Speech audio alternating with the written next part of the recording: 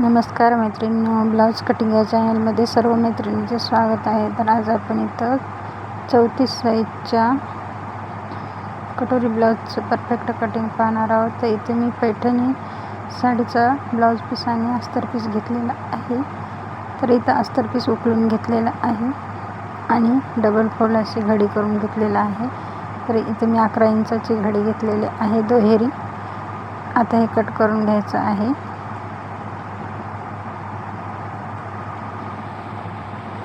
तर अशा पद्धतीने इथं मी दुहेरी घडी घेतलेली आहे आणि इथं पूर्ण उंची मी 13+1 म्हणजे 14 इंच घेतली.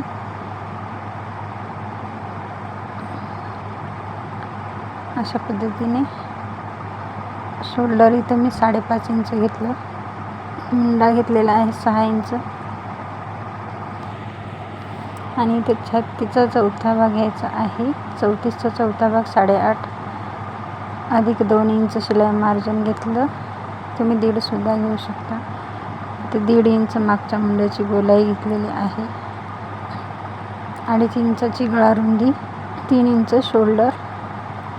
मागचा गळा आहे 9 इंच, त्याच्यामध्ये अर्धा इंच प्लस करून 9.5 घेतलं. खाली गळा रुंदी 2.5 इंच, तुम्ही 2.25 सुद्धा घेऊ शकता. तर इथं कमरेचं माप टाकायचं आहे. कमरेचा चौथा भाग प्लस 1 इंच टक्ससाठी आणि 2 इंचाचं शिलाई मार्जिन. तर ही मार्जिन लाईन आणि फिटिंग लाईन जोडून घेतलेली आहे. इथं 2 इंचाचं मार्जिन दिलं आणि अशा पद्धतीने मटका गळ्याचा आकार दिलेला आहे. आता हे कट करून घ्यायचं आहे.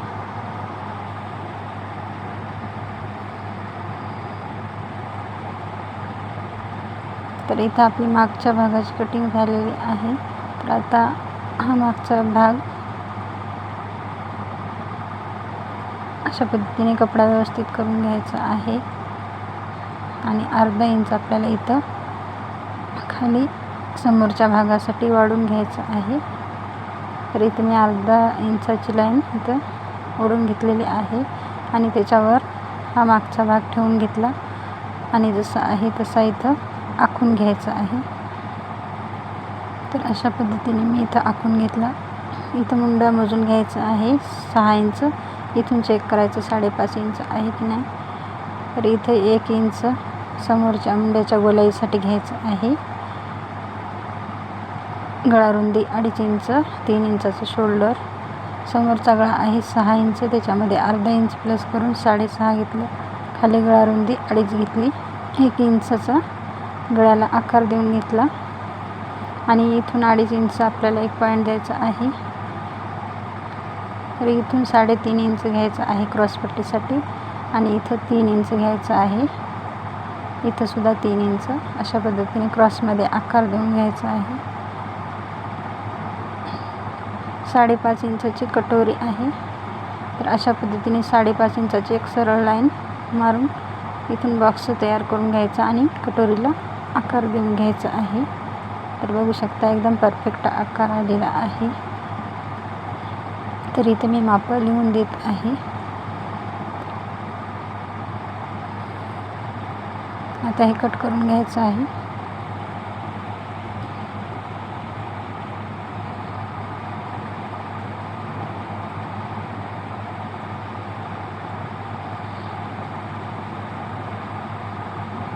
व्यवस्थित कटिंग करून घ्यायचे आहे. हे आहे क्रॉसपट्टी. आता गळ्याचं कटिंग करायचं आहे. कटोरी कट करायची आहे. तर इथं संपूर्ण आपले भाग तयार आहेत. तर याच्यामध्ये आपल्याला फक्त कटोरी वाढवून घ्यायची आहे. तर इथं दोन्ही भागाची कटिंग झालेली आहे. तर आता आपण अगोदर बाहीचं कटिंग करून घेणार आहोत. तर त्याच्यासाठी मी इथं अगोदर पेपरवर बाहीचं कटिंग करून नंतर अस्तर पीसवर करणार आहे. तर इथं मी 9 इंच घेतलेली आहे रुंदी आणि इथं 10.5+1 इंच म्हणजे 11.5ची लांबी घेतलेली आहे. खाली 3 इंच कॅप हाईट, 1.5 इंच वर, इथून 1.5 इंचावर एक पॉईंट आणि त्या 1.5 इंचापासून खालच्या 1.5 इंचापर्यंत अशा पद्धतीने आकार द्यायचा आहे.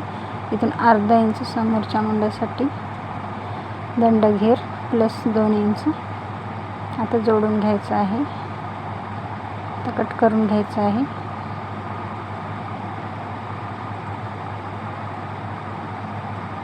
तर आता ही बाही ठेवून आपण अस्तर पीसवर कट करून घ्यायचं आहे.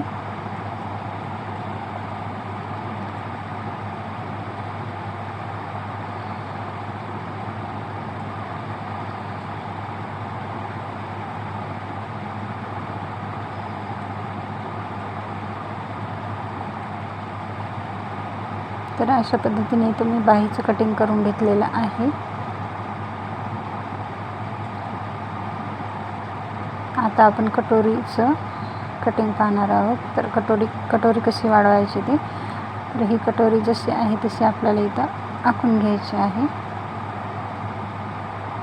तर अशा पद्धतीने इथं 1.5 इंच वाढवायचं आहे आणि या साईडला 1.5 इंच आणि मध्य काढून घ्यायचं आहे कटोरीचं.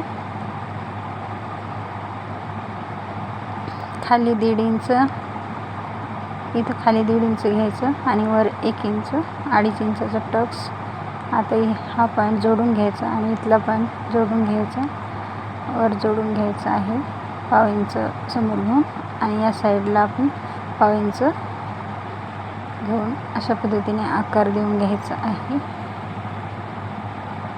इथं 1.5 इंच आणि इथं 1.5 इंच कटोरीचा टक्स जोडून घेतलेला आहे. आता कट करून घ्यायचं आहे. एकदम परफेक्ट कटिंग आहे. मैत्रिणींनो, व्हिडिओला जास्तीत जास्त लाईक करा. चॅनलवर नवीन असेल तर चॅनलला सबस्क्राईब करा. धन्यवाद. तर इथं आपली संपूर्ण कटिंग झालेली आहे.